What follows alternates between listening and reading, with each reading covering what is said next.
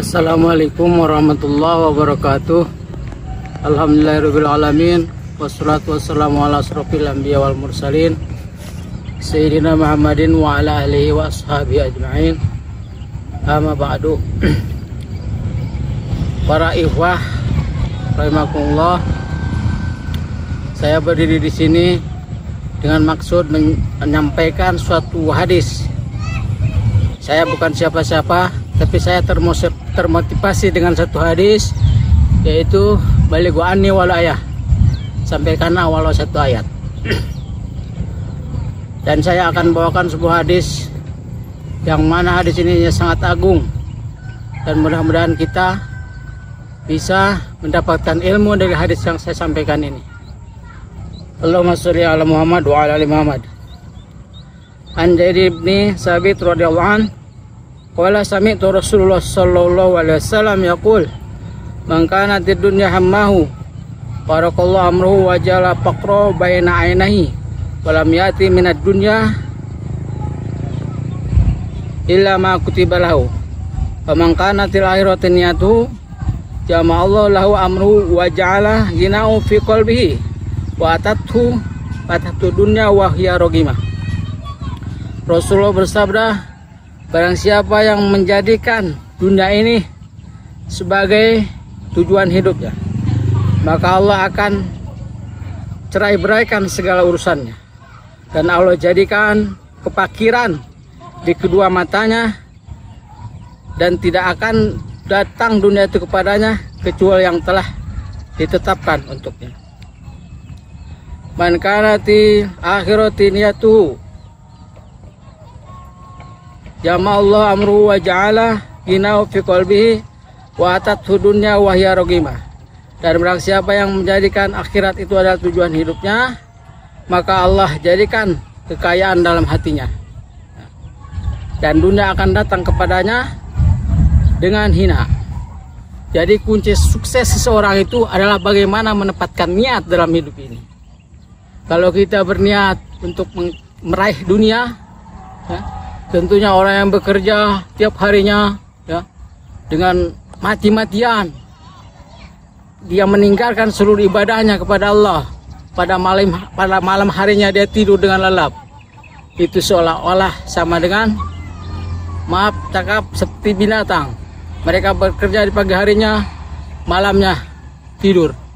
Maka sabda Nabi ada yang lain, Allah sangat membenci orang yang pandai masalah dunia tapi bodoh dengan masalah akhirat. Jadi orang yang menetapkan tujuan hidupnya ada 3 kerugian. Yang pertama, Allah cerai-beraikan urusannya. Jadi orang yang khusus dunia tujuannya pasti akan banyak menemui kesulitan. Itu diantaranya. Yang kedua adalah Allah letakkan kepakiran di kedua matanya. Kata orang dia adalah orang kaya, tapi hati mereka tetap miskin karena masih menginginkan yang lain. Karena yang dikatakan kaya itu adalah orang yang merasa cukup dari apa yang telah mereka miliki. Ya, di antara itu. Yang ketiga adalah kata Nabi, orang yang dunia menjadi tujuan hidupnya itu adalah mereka tidak akan dapat bonus dari Allah. Memang rezeki itu Allah tetapkan, ya, Allah tetapkan. Tapi bisa juga Allah itu memberikan rezeki yang lebih kepada siapa yang dia kehendaki. Orang yang tujuannya adalah dunia, mereka tidak akan mendapatkan bonus dari Allah Subhanahu wa taala. Sebaliknya, orang yang menjadikan akhirat itu adalah tujuan hidupnya, maka Allah akan kumpulkan segala urusannya. Ya, Allah akan kumpulkan urusannya, Allah akan bantu segala urusannya. Sedikit pun urusan itu kita anggap mudah, kalau Allah tidak akan membantu, tidak akan bisa kita selesaikan. Maka orang-orang mukmin itu Allah jamin urusannya mereka akan banyak digoda oleh Allah. Diuji oleh Allah dengan semua cobaan-cobaan, tapi Allah akan bantu semua kesulitan itu. Wa may yattaqillaha yaj'al lahu makhraja wa min haitsu la yahtasib. Nah, itulah diantaranya hadisnya. Yang ketiga adalah yang kedua adalah keuntungan orang yang menjadikan akhirat sebagai tujuannya itu. Di antaranya adalah Allah letakkan kekayaan dalam hatinya. Apa artinya kekayaan dalam hati ini? Biarpun dia dikatakan orang miskin, tapi dia merasa cukup dengan apa yang dia peroleh dari Allah Subhanahu wa taala. Dan tentunya dia akan menjadi orang yang bersyukur kepada Allah Subhanahu wa taala. Yang ketiga adalah orang yang menjadikan akhirat itu sebagai tujuan hidupnya, yaitu adalah dunia akan datang kepadanya. Dunia itu yang akan datang mendatanginya, akan tertunduk dengan hina. Jadi dunia ini seperti bayangan. Kalau kita kejar, dia lari di depan kita. Tapi kalau kita mundur, dia yang mengikuti. Maka kata sebagian para ulama, akhirat itu seperti padi. Barang siapa yang menanam padi, maka rumput akan tumbuh.